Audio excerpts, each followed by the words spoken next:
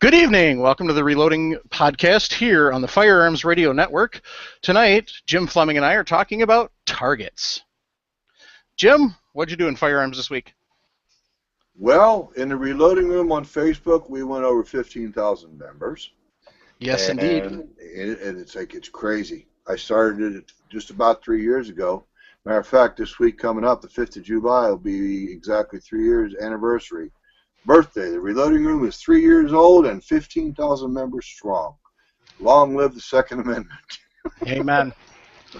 But anyway, no, I've been doing some target work. I've been doing some steel work, shall we say. I'll show you here in a few minutes what I've got. Right. I've got a clanger hanger here, but you'll see. All right. Well, I did a little air rifle shooting on Tuesday night. My boys were doing their last couple air pistol qualifiers for 4-H. And so what I did is, while they were doing that, I brought my air rifle along and sighted it in, since it's an indoor range. But, excuse me just a second. Okay, sorry about that. That little creepy frog that keeps joining us for the podcast. So I went and sighted my air rifle in. Speaking of targets, this is the target. This is at 16 yards. However, I did find out something interesting. According to Crossman, I have a Benjamin 392, which is their pump action 22 caliber. According to Crossman, they actually recommend sighting that in at 30 yards. So up until 30 yards, the pellet's still climbing. After 30, it drops like a rock, but up until 30, it's still actually in its climb. So I'm going to have to wait till I get my backyard range rebuilt and sight it in there, because I do have 30 yards in my backyard. So that's what I'm looking forward to that. And then the second thing I did is I am on the 4-H shooting sports board for Dane County here, and we had our portion of the Dane County Fair on Friday night and Saturday. We had 100-plus kids that were out at the Stoughton Conservation Club. Thanks to them. They are awesome and donate the use of the facilities every single year, so we can do the fair out there. We have other gun clubs in the area that donate space use throughout the year that we can do practices. There's the Oregon Gun Club. Stoughton donates their space for practice. We have Poinet Bowhunters Association that donates. There's Black Earth indoor range. There's Valkyrie Lanes out in Mount Horeb. It's just an awesome thing, so I want to give them a couple plugs, because that's just cool that all these clubs just let us use space and time and don't ask for anything in return. So it's just an awesome thing. If any of you guys out there, or gals, or members, make sure you go up and thank them, because we appreciate it. Otherwise, we wouldn't have anywhere to hold this stuff. So we had, between Friday night and Saturday, we had the single biggest event is indoor archery, which is 10, 15, or 20-yard spot shooting. But we also have a 3D outdoor. We have air pistol, air rifle, both at 10 meters. We have 22 pistol, 22 rifle, muzzle loader, and then trap and skeet. So a lot of different things that the kids can do. It's really an awesome thing. You get a lot of the kids. Even FFA comes and shoots, so it's not just 4-Hers, it's FFA kids too that get to come and shoot and join into the fair. Just a great time. Lots of young shooters getting a taste of the sport, and the best part is they don't have to have any of this equipment. We have been able to, through fundraising and donations, been able to get all this equipment, so anybody who wants to come out and do this, all they got to do is get a hold of us. Most of the local 4-H clubs have their own shooting sports contacts. Otherwise, they can get a hold of us at the board through the Dane County 4-H website, or hit me up on Google+, and we can get you in contact with whoever the local club would be. But you can take your students or your children, and you can go and get involved in all this. One of the best things is they can start doing air rifle as young as the end of 3rd grade. So it's just an awesome, awesome thing. Amen. And it's interesting because we'll talk about a coincidence. My local gun club, the Eldred Conservation Club, It's actually a gun club that raises fish. They've been approached by the local 4-H. I didn't even know that 4-H did shooting until recently, and it was the last formal official meeting of our gun club back on the second Tuesday of June, where they asked us to take and allow them to use air rifles on the indoor facility because we can do 30 yards, no problem at all, in our building. Awesome. Yeah, 4-H, there's some clubs in some states that have had it for years and years, and then others that are just newly finding it. So it's definitely a growing sport, not just here in Wisconsin, but all over.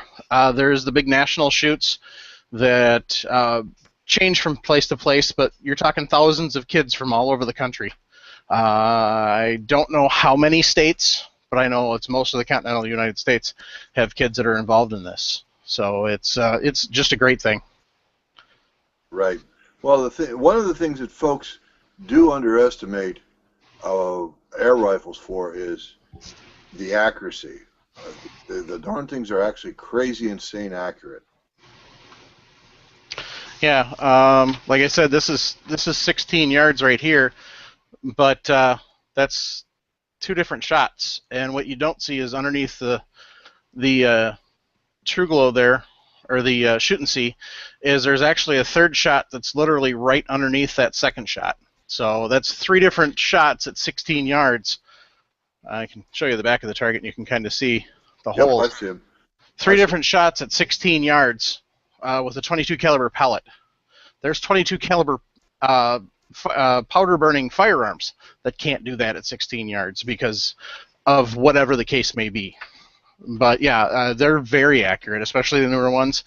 Some of your break barrels are not quite as accurate, I will be honest and tell you that, because of the way that they generate the pressure.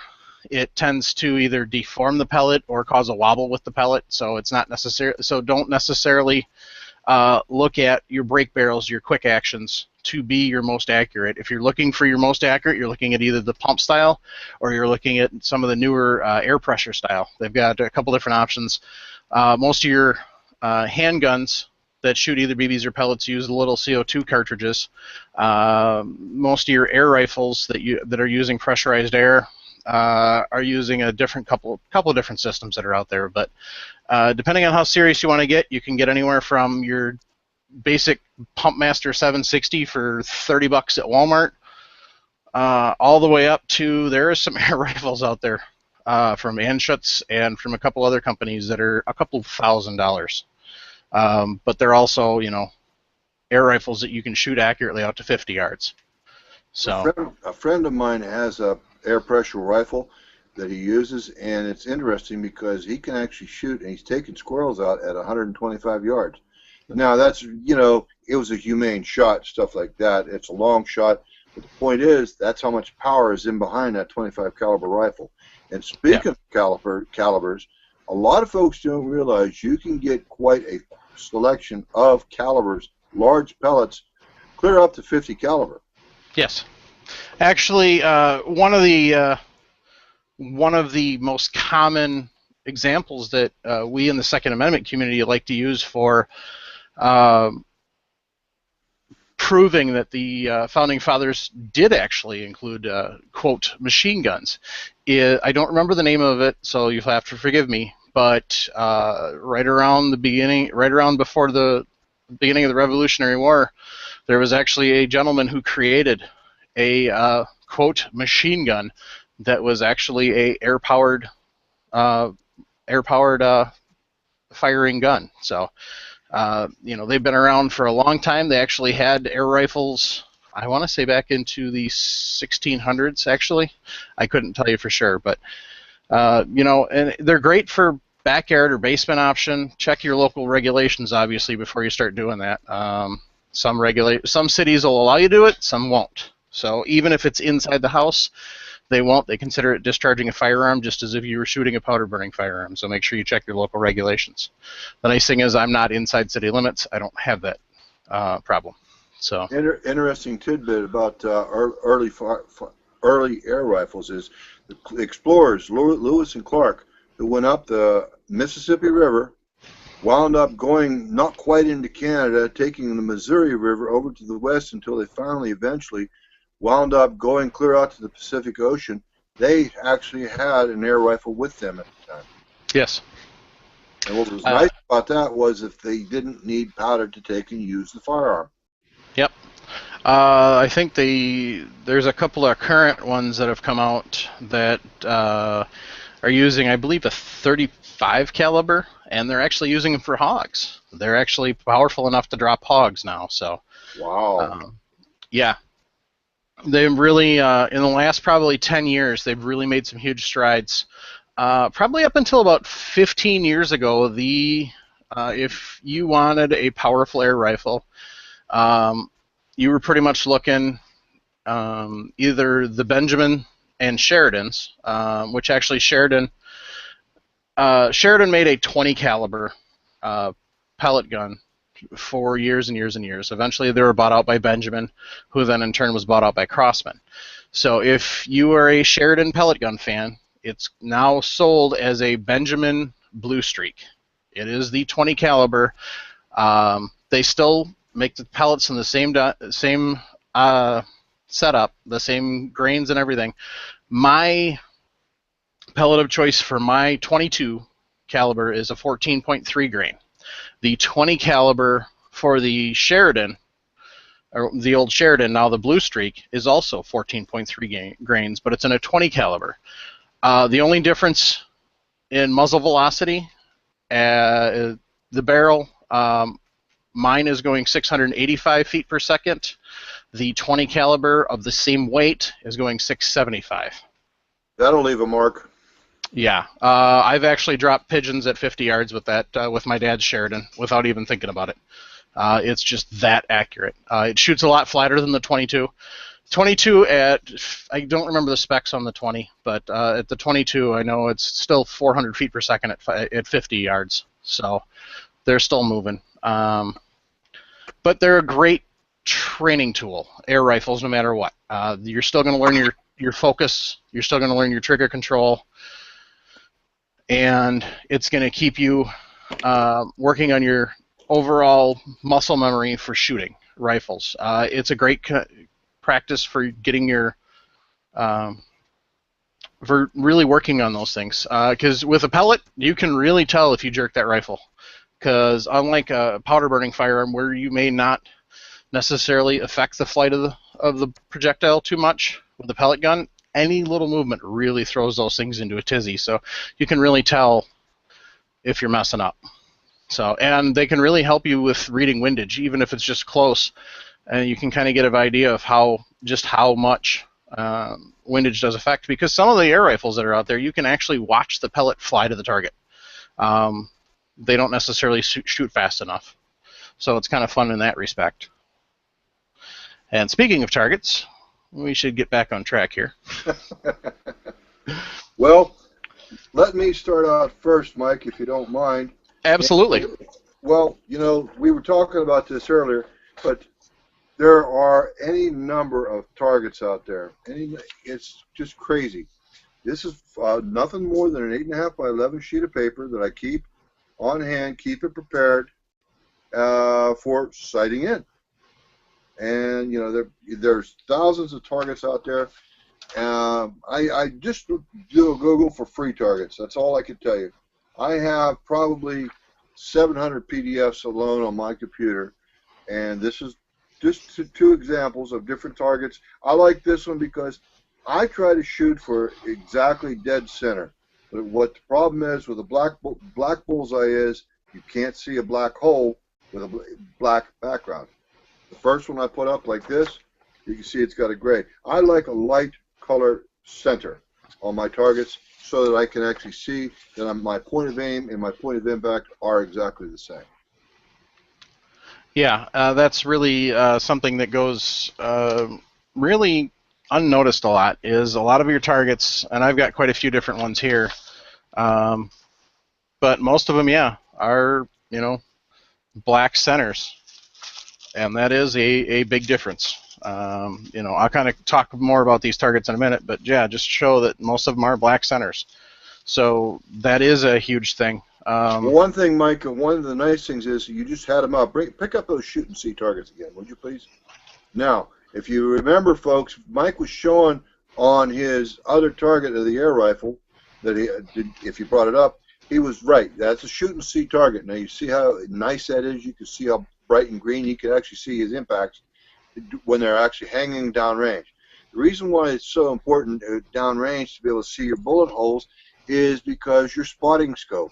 You're actually trying to take in, look at your, exactly, Mike, good job.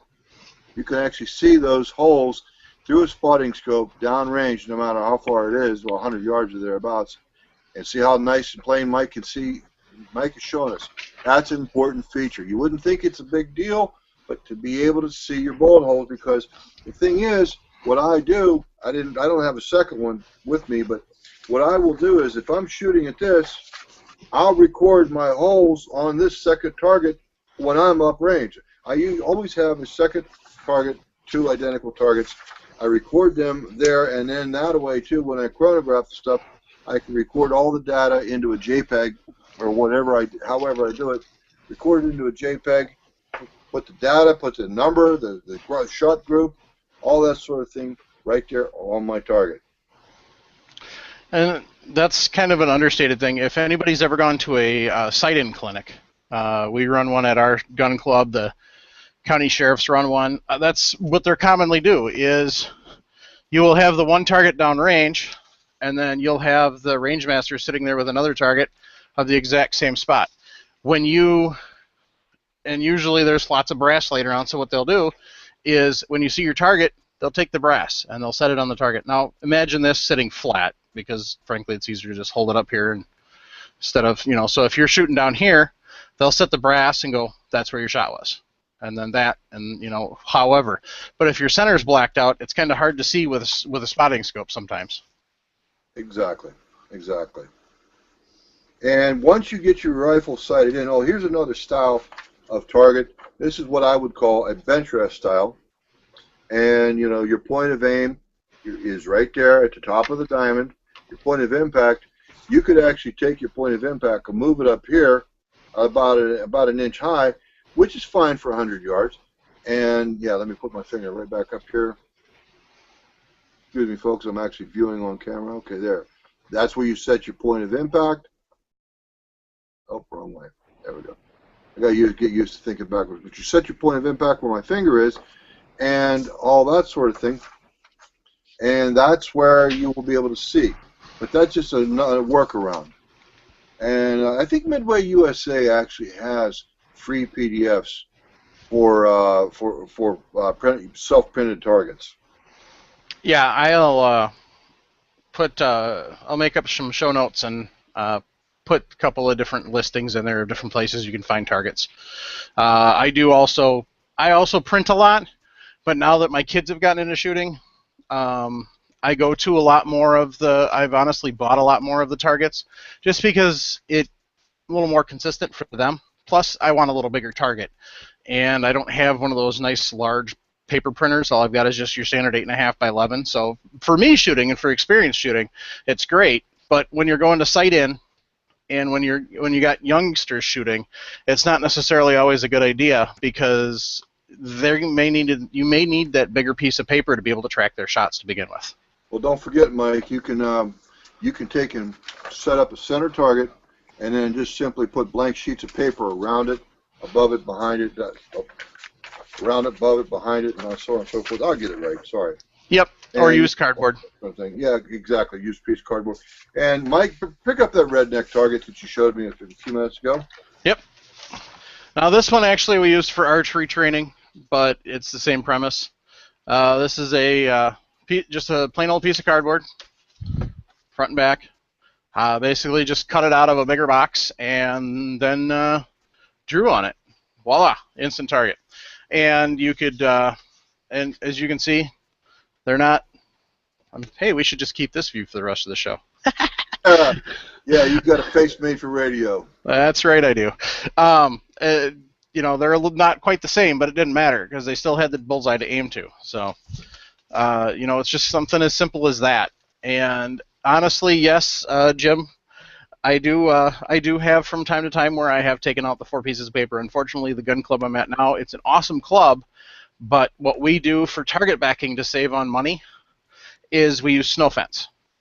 So that is kind of where, unless I've taken the time to tape that paper together beforehand, which I tend to forget sometimes, it doesn't necessarily lend itself to making that bigger, because you can't really get that many clothespins to hold it together. So You that's just the only gave me an drawback to idea. that. You just gave me an idea. What's that? Include in your shooting gear a staple gun and a box of staples. Okay? Or, well, that's to put multiple sheets of paper up. Now, the snow fence is a backer material. Now, clothespins, in that case, there, Duct take tape. clothespins, put them in duct tape, whatever, and put that as among your shooting kit. Your shooting kit, I should say. Exactly. That was the idea. Yep. So a couple of the different targets I've got here, just ones I've happened to come across and figured they'd work nice. I honestly am cheap, so I don't spend a lot on targets. I think the most I've ever spent on a pack of targets was probably $7, and that was for purposeful ones, which actually I'll show you in a minute. This one here is your standard 50-foot slow-fire pistol target, and this is from Hops, good old Hops. These here are Champion.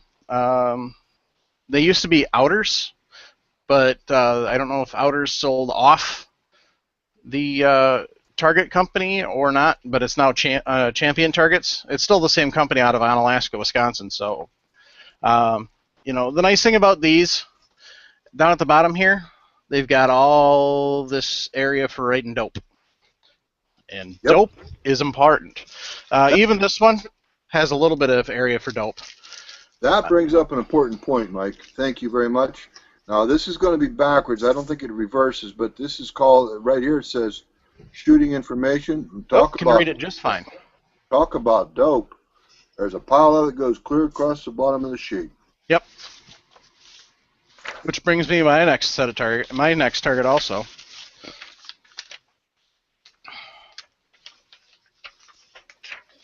Which, this is another one from Champion.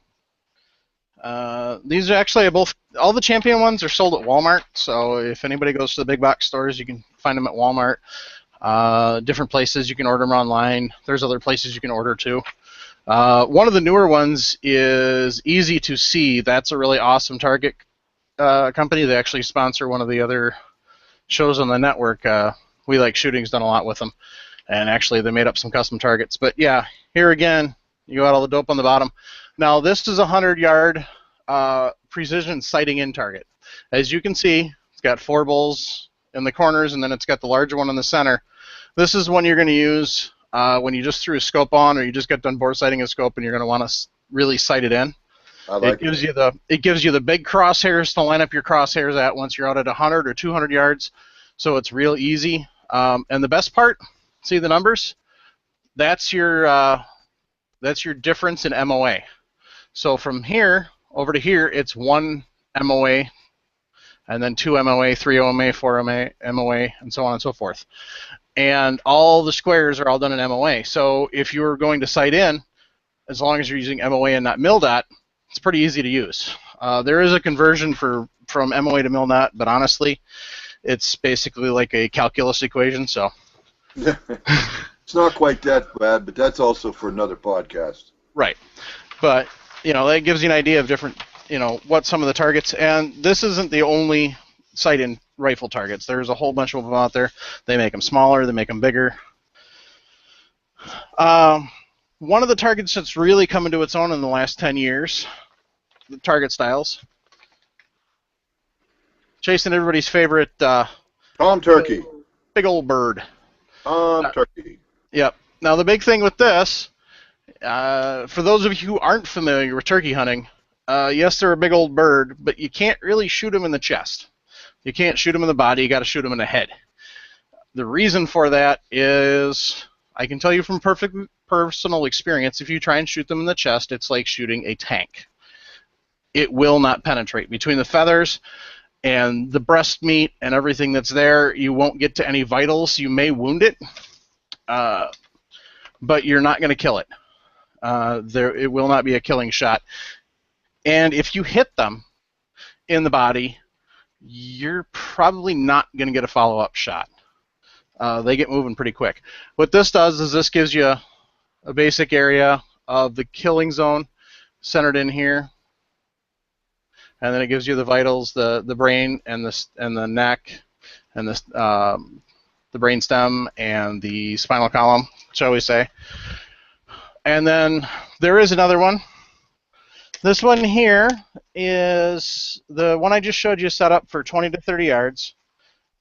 It's not necessarily exact, but it tells you, kind of give you an idea. This one I showed you is more of a patterning target. Like if you're trying to figure out loads, this one's going to help you better with patterning because it's got the 4 quadrants. You can see where your patterning goes, and then they've down at the bottom here, they've got a little thing you can write your score for how many pellets in each, so you can kind of know whether the shot you're using is good or not. Now the next one I've got is a little smaller target. This one's the previous. Smaller. Yes, smaller. There's 12 of them in here. So these are from HS Strut, which is one of your big turkey hunting gear companies. It's also sponsored by Winchester.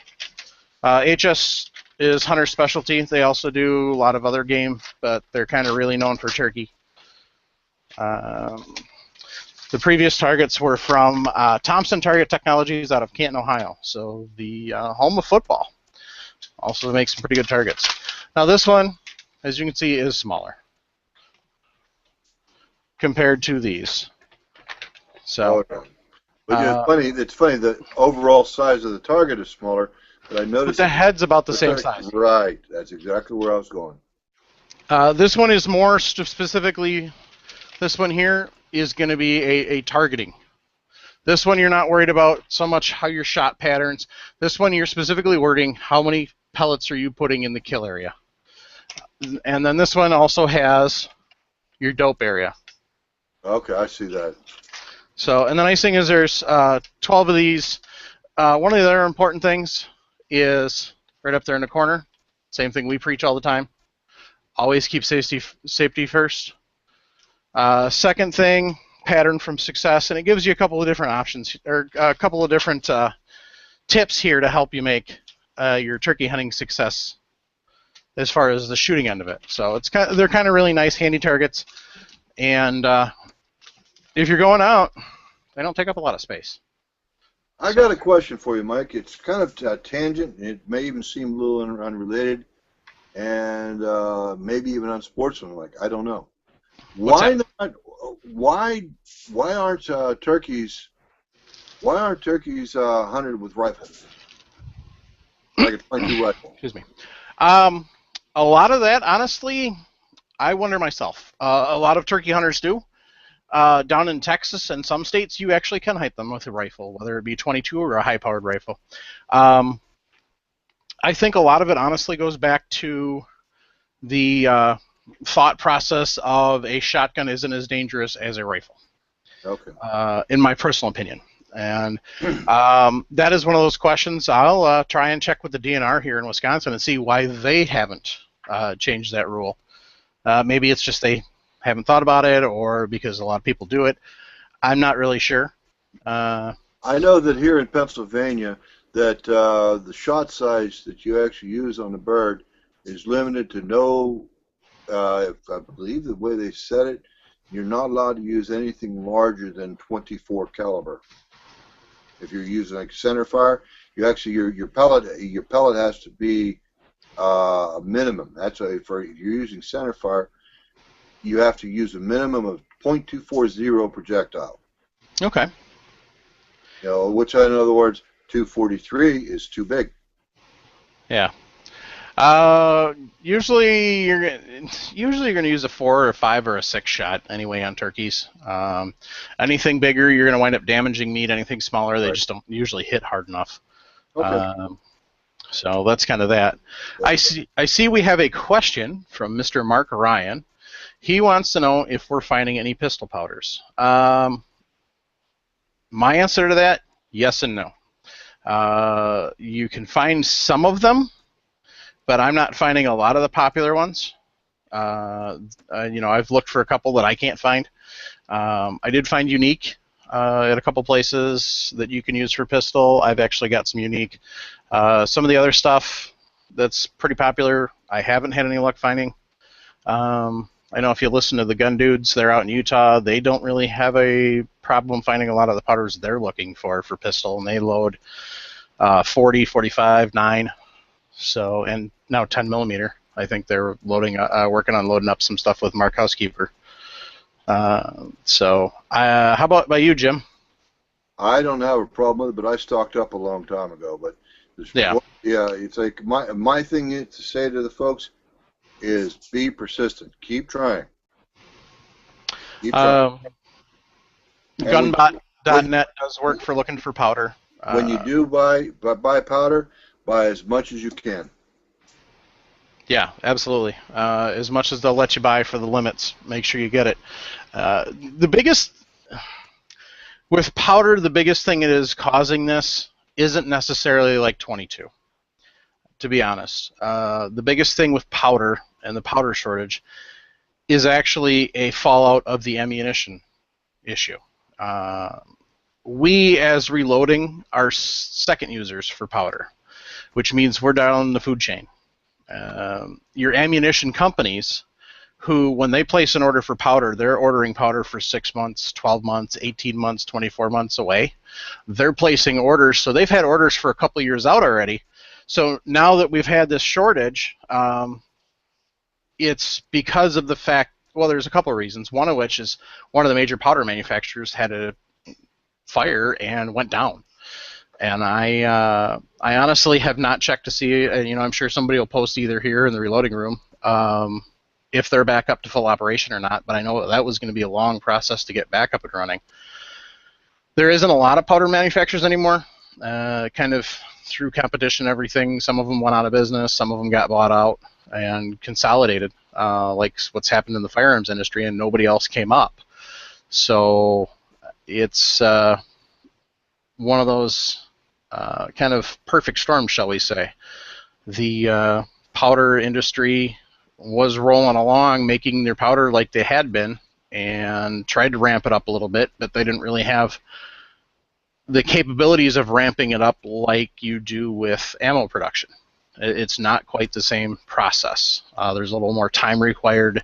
It's a more sensitive issue. Obviously, it is gunpowder, but you can't. My understanding is you can't just, throw more people on the line and run a couple extra shifts and really increase the powder. A lot of it has to do with getting the material in, and then also the higher demand placed by ammunition companies to try and meet the, quote, ammunition shortage from everybody who is hoarding. Well, so. Yep. All right. Can we get back to the targets now? You bet. Sorry, I don't mean to be discourteous, but I wanted to finish the topic. Mike, You gave me an idea when you held up your multiple targets. This is another bench rest style target, and the thinking on this is if you can't hold your shots inside a 3-inch group, you're wasting your time and your money. You might as well go home. And of course, this has the shooting information. What you called out a little while ago, the data? Dope. The dope, yeah, that's right, the shooting dope. And along the same lines, this is my last paper target I'm going to bore you all with. It's the same principle. You can shoot 5 different groups on here if you're shooting sub-MOA groups. But that's not the only targets that we have. I've been working on for the last week or the last several days. Been working on it exactly. Perfect timing, Mike. Nice segue. Mike's got himself a set of 22 targets right there. Little clinkers, clangers, whatever you want to call them. You got a hammer there handy, Mike? Or something, a wrench, anything to ding them with? Somewhere around here. Crowbar. Hey. That was awesome. Professional. That was awesome. But anyway, yeah, and that's exactly the sound they make when you ding them.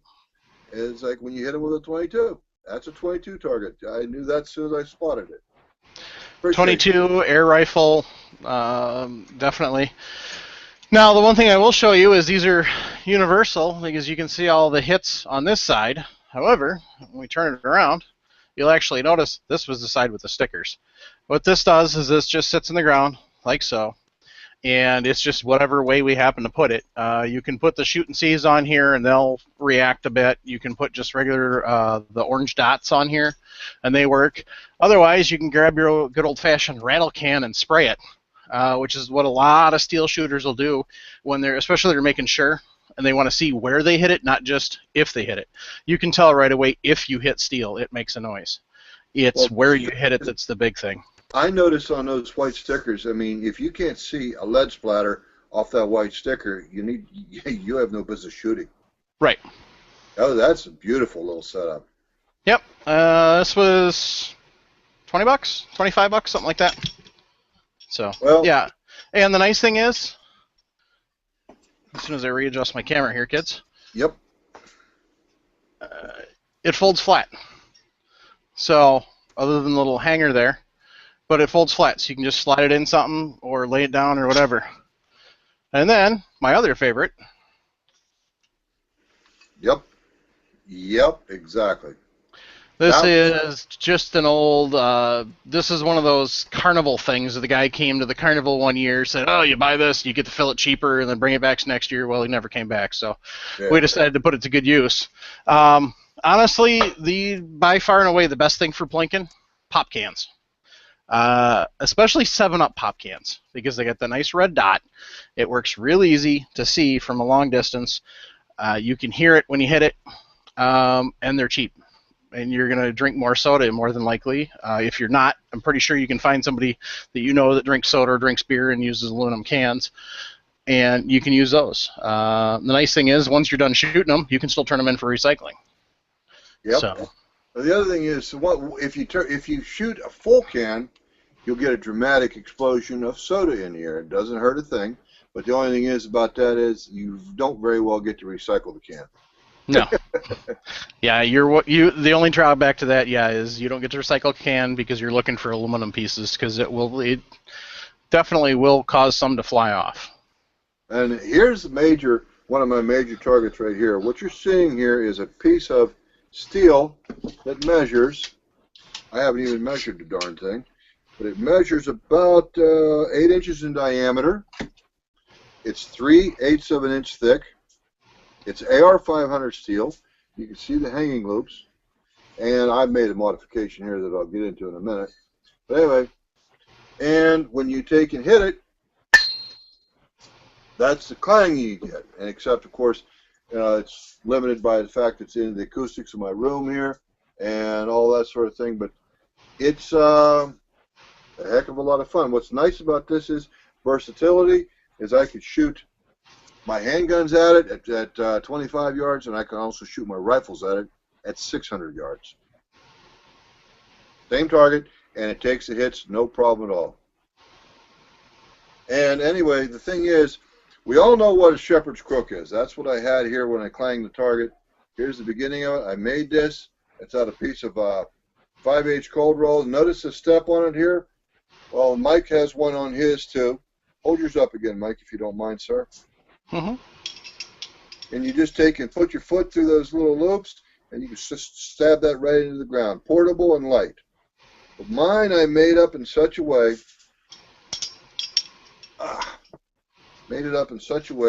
that I put this modification on my clanger, and all it is a 3/4 inch nut, welded. I hope it comes across like that. And I thread it right onto the cold roll. And I don't have anything to clang it with now, but same thing, and it's just as portable as Mike's 22 target that he just held up. Very portable. By your own imagination as to how what you can use for target. I'll give you a good example of a good air rifle target. An aspirin tablet. You get 325 in a bottle from 325 aspirin tablets in a bottle for $3. You're talking less than a penny a target, and you're talking about a challenging target to hit.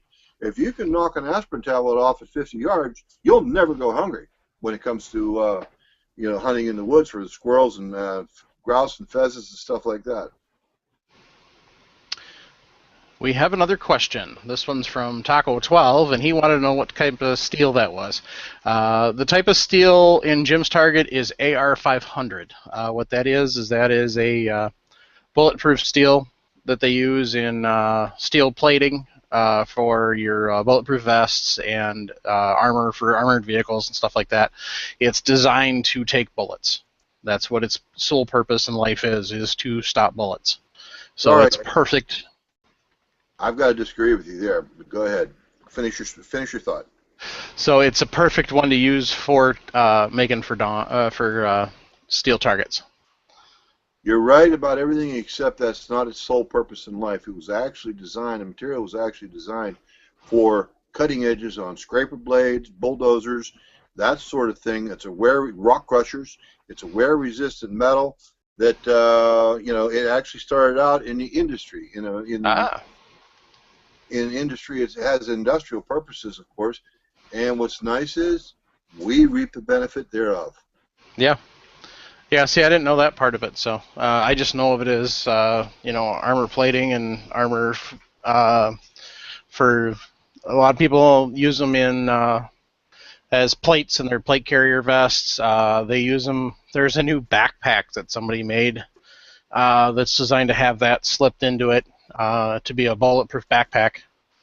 So depending on how thick it is depending on what it stops. Also, the thicker it goes, the heavier it gets. So at some point in time, there is a, diminishing return on how thick you can get versus how much you can carry.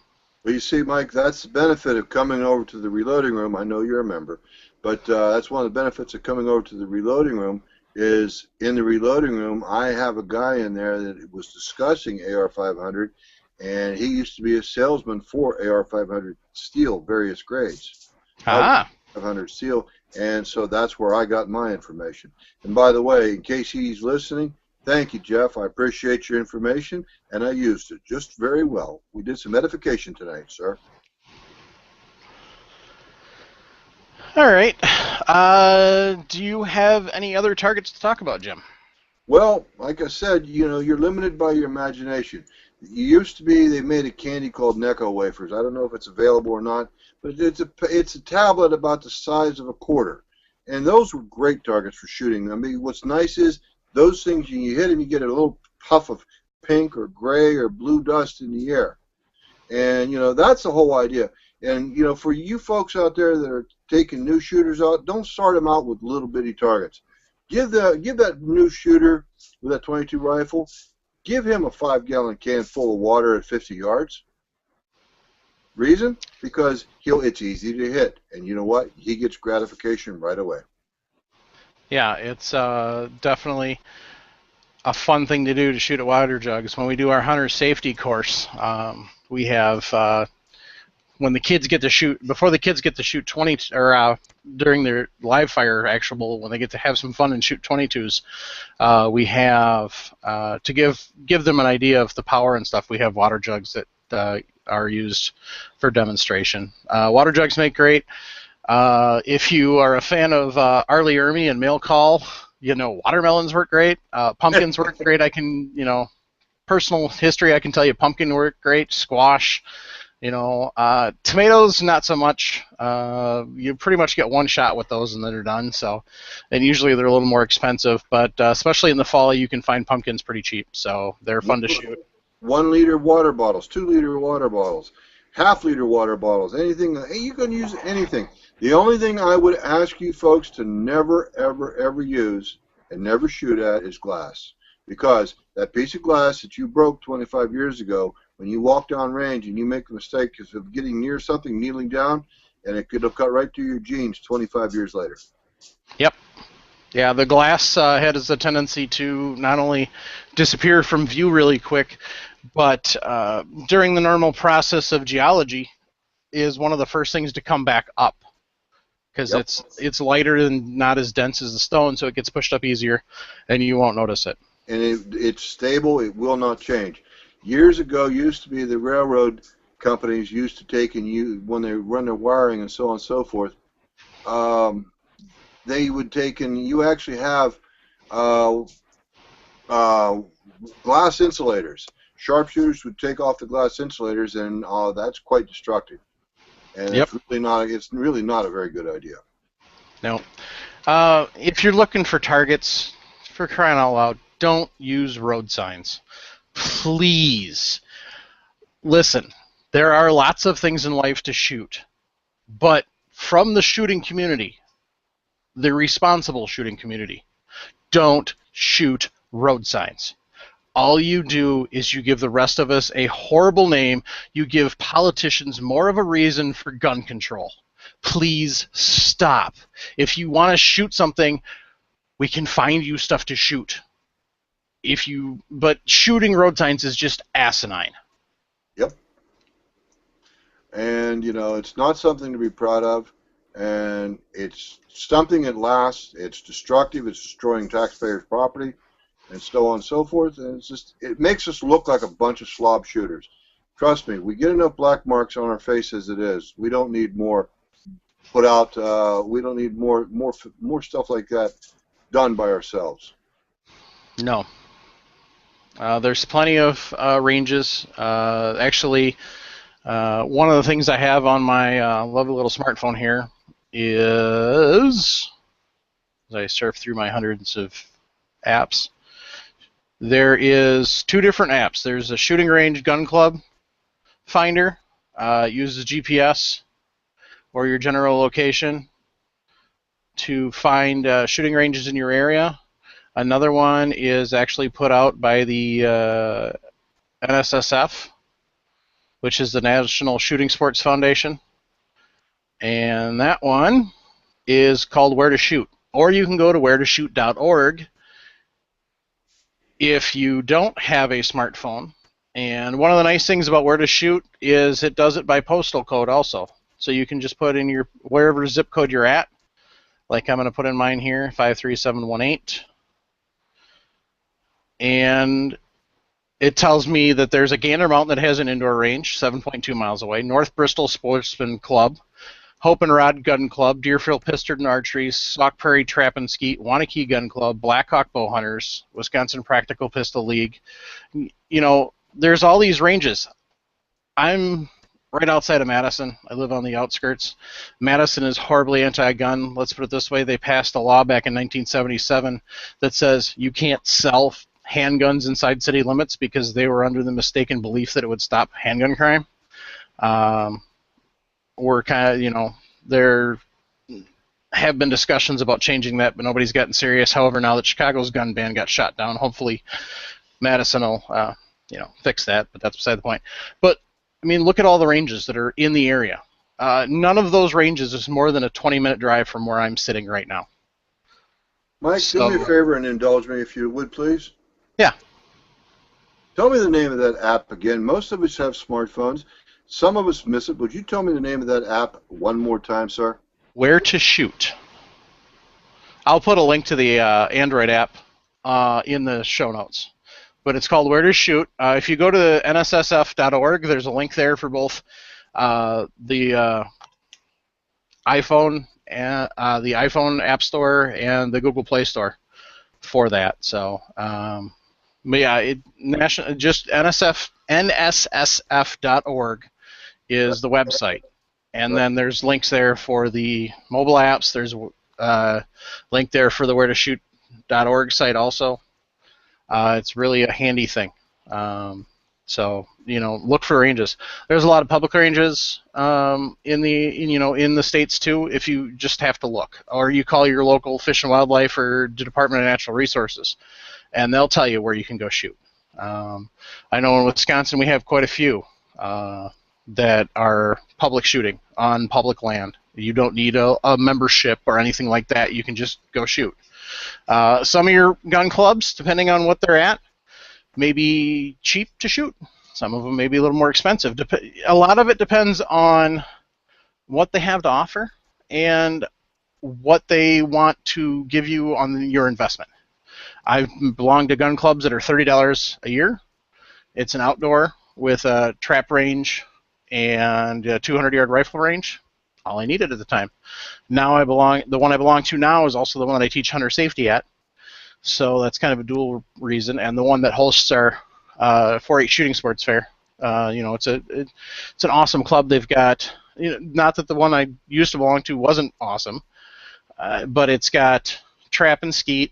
It's got indoor pistol, which you can also shoot air rifle at and air pistol at. It's got a 25, a 50, and 100-yard range, so it's only got 100-yard. But if you're trying to sight in for 200, more often than not, you can get ballistics information to be able to adjust your aim at 100 to get so it's sighted on at 200. You just can't check it at a shorter range. But it's also got indoor archery and outdoor 3D archery and different things. So a lot of this is when you're looking at the different sites, most of these clubs will let you tour. And if you know somebody that belongs to one of these clubs, ask them.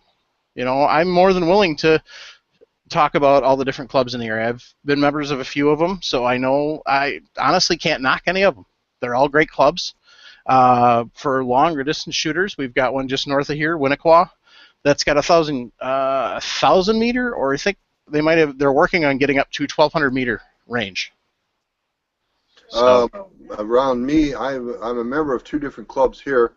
Olean Rod and Gun Club up in Olean, New York. Now, because of the fact I have to cross the state line, I do have to watch what I take into the state. I don't have a problem with taking long guns up there. But right. We really don't want to get into the politics. But the other one is I'm a member of the Eldred Conservation Club here in my home state of Pennsylvania. I don't have any problems with that.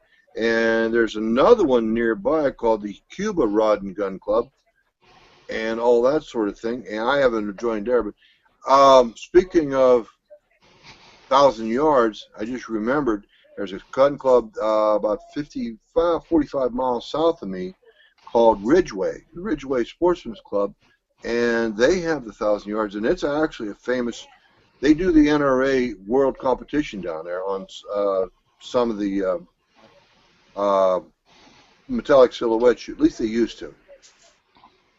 I could be wrong. You folks could if you folks know more information than I do about that, please, by all means. What I was doing a while ago, I wasn't being rude to Mike. We were talking about sighting in right here where my pen is. That's a point of aim for your rifle. If you come up here and you set your point of impact up here, you have just sighted your rifle in for 200 yards. It's that simple. Talking about ballistic information. Yep. Yeah, and it's that easy. There probably is maybe 5 calibers that you can't do that with, but those 5 calibers you probably shouldn't be shooting at 200 yards with anyway. So, that's one of those things. If you can't do that with that caliber, you shouldn't be shooting it at that distance. And that's kind of one of those things that when you're getting into shooting, you want to figure out what you're shooting for, what ranges you're going to be looking at, and plan accordingly according to what specific needs you're going to need. Well, that's exactly the point. You got to figure out what you're going to be hunting and consider the area you're with, or whatever. If all you're going to do is hunt groundhogs, varmint hunting, or something like that, you're going to want maybe a 223, 224 diameter bullet, or even 24 caliber, or hunt coyotes, stuff like that. But you're not going to take and use a Weatherby 458 Magnum for hunting coyote. If you do, you're a better man than Mike and I put together. Or you're just not really, it could be a case of that's the only rifle you got too. But, that's the nice thing is, man, I'm going to start hunting this. I got to get another firearm. Oh, man. Amen. So, well, folks, we thank you for tuning in again. We're glad that we didn't have any technical debacles like the last 2 weeks. We think we've got all the bugs worked out, and looks like it was probably on my end on a couple of them. So we got that all straightened out and everything. So we thank you for tuning in. We're still working on. We're going to try and get together this week and redo last week's episode. So just kind of hang in there. Unfortunately, with the 4-H shooting fair, I was busy most of this week. So when Jim had time, I couldn't get free. So I apologize for that. But so we'll get that hammered out sometime this week, and then we'll post it in the usual places, on Facebook, on Google Plus, on the Reloading Room. You'll see it on the Reloading Podcast website, and it'll also pop up on iTunes. So we thank you once again for listening, hanging out, and you folks have a good night. Have a good night, everyone. Thank you for listening. Bye-bye.